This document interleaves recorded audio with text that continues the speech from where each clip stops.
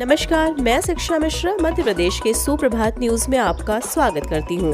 दोस्तों, मध्य प्रदेश की तमाम फटाफट खबरों को जानने के लिए हमारे चैनल को सब्सक्राइब जरूर करें। साथ ही कमेंट सेक्शन में जरूर बताएं कि आप मध्य प्रदेश के किस जिले से हमारे न्यूज को देख रहे हैं। तो चलिए शुरू करते हैं खबरों को, जानते हैं आज के मुख्य समाचार। सीएम शिवराज की बड़ी घोषणा, शिक्षकों के डीए में 4% की वृद्धि, कर्मचारी संघ ने की ये मांग। मुख्यमंत्री शिवराज सिंह चौहान ने आज सीहोर जिले के नसरुल्लागंज में एक बड़ी घोषणा करते हुए प्रदेश के शिक्षकों को नए साल का तोहफा दिया। मुख्यमंत्री नसरुल्लागंज में हर शाला स्मार्ट शाला कार्यक्रम में शामिल हुए। उन्होंने यहां कहा कि हर क्लास को स्मार्ट क्लास बनाकर आज सीहोर के शिक्षकों ने इतिहास रचा है। मैं शिक्षकों का अभिनंदन करने आया हूं। इसके बाद उन्होंने कहा कि मैं शिक्षकों के प्रति आदर प्रदर्शित करते हुए उनके महंगाई भत्ते में 4% की बढ़ोतरी की घोषणा करता हूं। 10वीं 12वीं छात्रों के लिए महत्वपूर्ण अपडेट, बोर्ड परीक्षा को लेकर विभाग की नई तैयारी, होगी रैंडम सैंपलिंग। प्रदेश में जल्द 10वीं और 12वीं की बोर्ड परीक्षा आयोजित की जाएगी। 1 मार्च से होने वाली परीक्षा के लिए तैयारी पूरी कर ली गई है। स्कूल शिक्षा विभाग द्वारा नवीन पहल की जा रही है, जिससे छात्रों को बड़ा लाभ मिलेगा। साथ ही कमजोर छात्रों को अलग से तैयार करवाए जाने की तैयारी की गई है।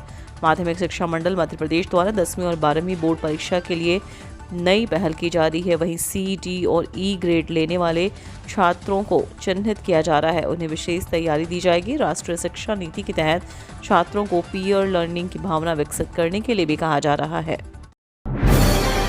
कमलनाथ ने सीएम शिवराज को लिखा पत्र, विद्युत कर्मियों की समस्याओं के निराकरण की मांग।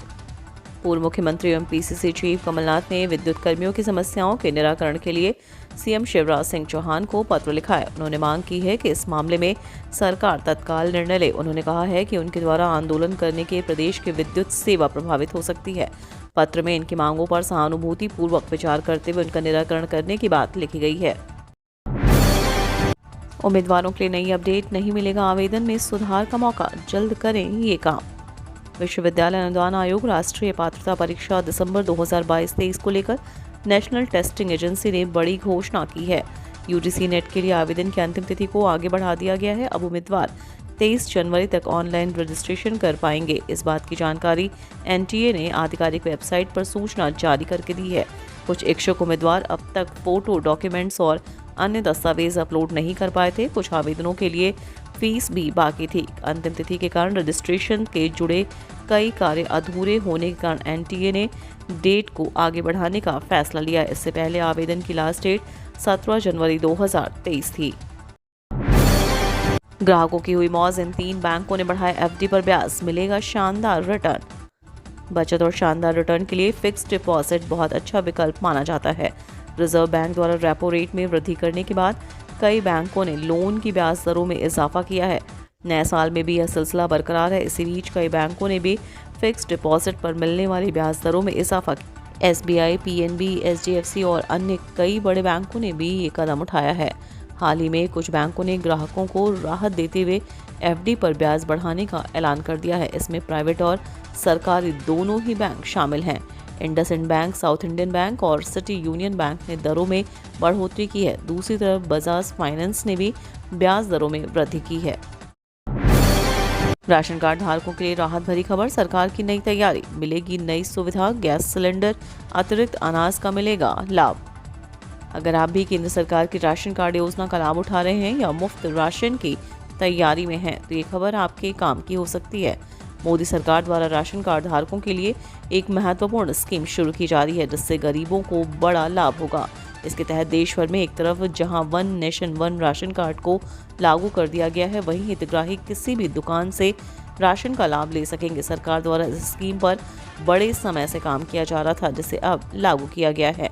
इसके साथ ही online electronic point of sale device को भी ज़रूरी किया गया है। फ्री राशन योजना को 1 वर्ष के लिए बढ़ाए जाने के साथ one nation one ration card के जरिए ईपीओएस मशीन को अनिवार्य कर दिया गया है। सुरक्षा कानून के तहत लाभार्थियों को सही मात्रा में राशन मिलना आवश्यक है। चुनावी साल में शिवराज और कमलनाथ के ब्यूरोक्रेसी पर जुदा अंदाज, राजनीतिक गलियारे ही नहीं, ब्यूरोक्रेसी को लेकर दिग्गजों के बदले अंदाज भी मध्य प्रदेश में विधानसभा चुनाव की तैयारियों के संकेत देने लगे हैं।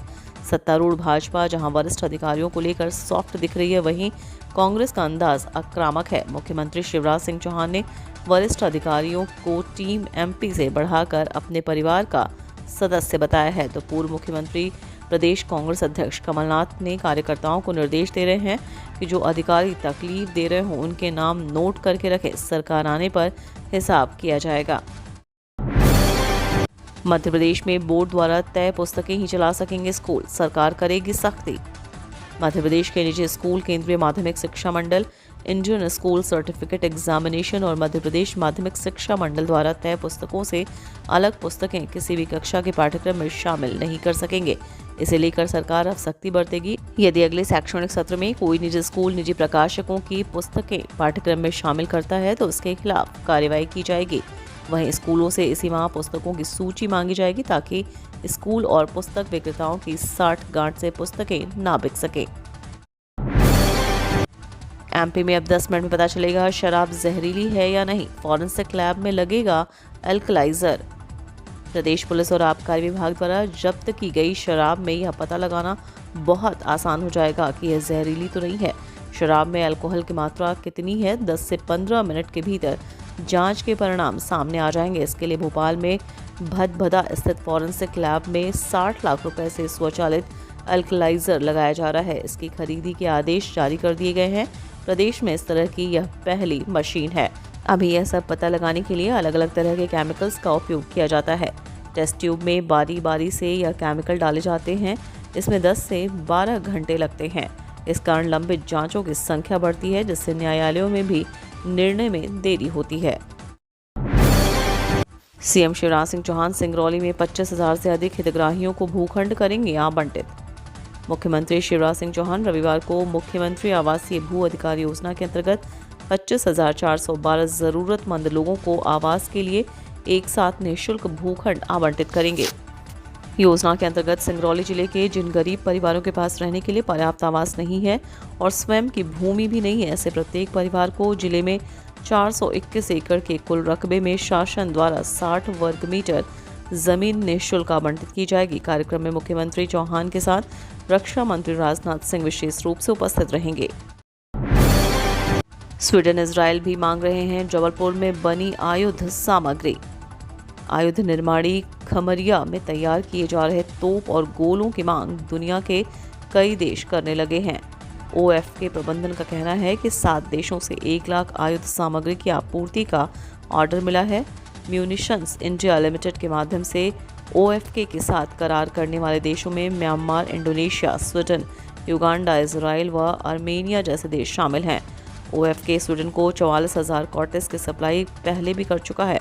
ओएफके प्रशासन का कहना है कि विदेश को की जाने वाली सप्लाई से भारतीय सेना को की जाने वाली आयुध सामग्री की पूर्ति प्रभावित नहीं होगी। सीएम शिवराज ने कहा, हर क्लास को स्मार्ट क्लास बनाकर आज सीहोर के शिक्षकों ने रचा इतिहास।